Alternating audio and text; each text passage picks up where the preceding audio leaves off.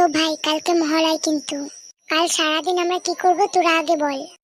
প্রথমে ভোরবেলা ঘুম থেকে উঠে মহালয়া দেখবো। তারপর আমরা মাঝিপাড়া গিয়ে 1 বোতল বাংলা আনবো।